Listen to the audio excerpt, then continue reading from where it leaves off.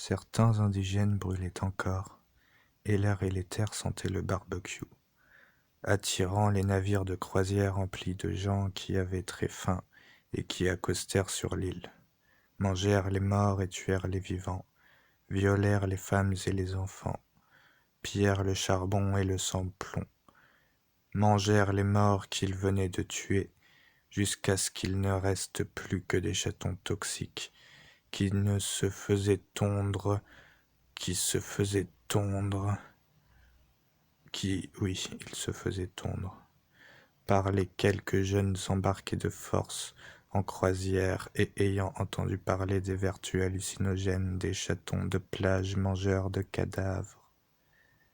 Puis, les vieux rassasiés de chair humaine et les jeunes défoncés repartirent sur leurs navires de croisière et profitèrent du jacuzzi jusqu'à la fin des temps. Poulopot s'était caché derrière un buisson, et il attendit que la flotte de navires de croisière ait disparu à l'horizon. Soudain, il aperçut une masse chuter. C'était Ragnar sur son dragon décédé qui tombait dans l'éther, en chute plus que libre, libéré de l'Internet, libéré du réseau de Patagonie. La masse sombre chuta sur une autre masse sombre, molle et gluante. C'était une masse énorme, de la taille d'une mégapole ancienne. Bill Clinton prit son rasoir et entailla les parois de l'intestin du poulpe. Le sang et la bile transparente coula dans l'eau, et les mêmes phénomènes métaphysiques qui avaient embrasé toute l'île et ses indigènes se mirent à brûler les chatons de plage tellement ils étaient puissants. La fumée toxique et vertueuse s'éleva et fit le tour de la terre, comme si un super volcan s'était pris pour Snoop Dogg, et même en Patagonie, où les réactionnaires étaient l'immense majorité des âmes directionnelles, tout le monde se mit à poil et forniqua, poussant des cris qui allaient jusqu'à atteindre les oreilles de Ragnar, loué soit sa frustration, qui décida, en bon représentant de son peuple réactionnaire, de regagner les rivages de Patagonie pour punir les monstres fornicateurs qu'était devenu chaque citoyen, aussi patriotique et fasciste soit-il. Mais la fumée entra dans les narines de Ragnar et l'île indigène noire de charbon devint sensuelle, augmentant sa frustration de manière significative, ainsi que celle du dragon qui revint de parmi les morts, devint fou, castré de naissance par le marteau de Thor, et arracha la tête de Ragnar d'un coup de mâchoire, l'envoyant très haut dans les airs, comme un ballon de rugby frappé par un dieu vaillant et alcoolique.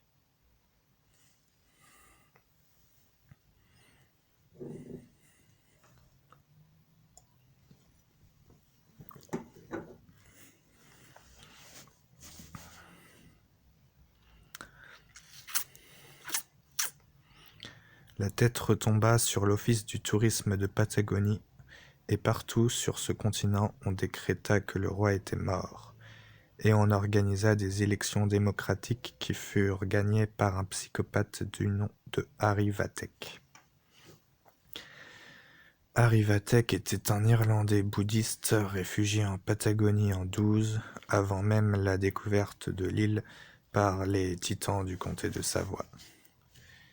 Il était aimé par une majorité de sondés et son chien Johnson écumait les plateaux télé et gagnait tous les débats, si bien que Vatek, qui avait pas mal de nationalités, devint président dans pas mal de pays, dont la Belgique, dans lequel il fut responsable de 2 ou 3 génocides. Gloire à Johnson. Un jour assez nuageux, le manager de Johnson s'enquit de la situation de son fils à Harry Vatek. Et le fils du manager avait 11 ans et s'appelait Kevin. Déjà à son âge, il frottait dans le métro. Vathek ne pouvait pas se permettre de perdre le manager, quand bien même cela eût été facile, en demandant au service de prendre une photo de son frotteur, du frotteur à l'action.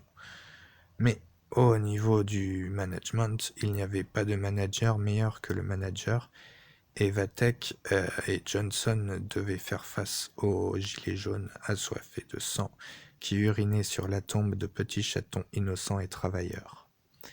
Kevin était allé chasser le tigre blanc en Musulmanie avec son oncle Tom, qui, et il le rappelait sans cesse, avait mis du zèbre dans le biberon de Kevin lors de tous ses repas jusqu'ici. Kevin avait en effet gardé l'habitude de manger au biberon où il fourrait koala et glace à la vanille, ce qui posait problème car maintenant son biberon était cassé et il rechignait à accepter de manger les nouilles que lui présentaient ses preneurs d'otages de la CGT.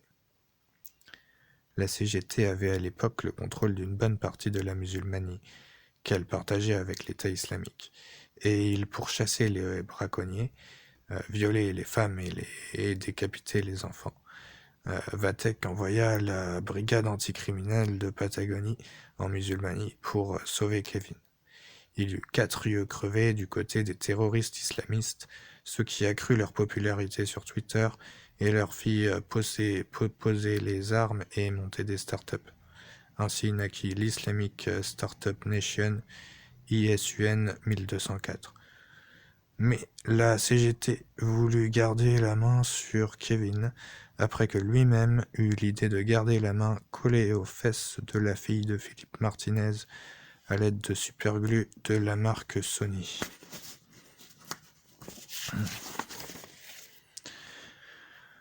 On décapita enfin Kevin un jour où il fit la blackface de trop.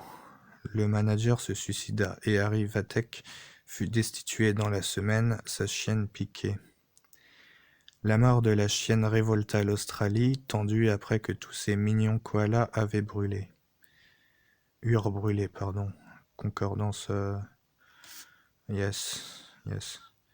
Le PDG de Sony de l'époque, Monseigneur Grand-Breton, basque de naissance mais citoyen du monde, était australien depuis qu'ils baissèrent les impôts sur les grandes fortunes en prétextant qu'elles aussi avaient brûlé. Il monta une campagne de communication mondiale à l'aide de la veuve du manager qui elle aussi était manager. Harry Vathek fut réélu à l'unanimité sauf Jean-José Edmond et Hermoun McGabe, 2 autochtones et citoyens de Patagonie. Tout alla pour le mieux dans les sondages jusqu'au jour où la ministre de la Santé fut prise en photo en train de fumer un joint dans les toilettes de l'étage 65 du gratte-ciel Sony. L'opinion avait déjà été tendue par le rétablissement de l'esclavage et l'explosion de la centrale nucléaire de Paris. Si bien que... Putain...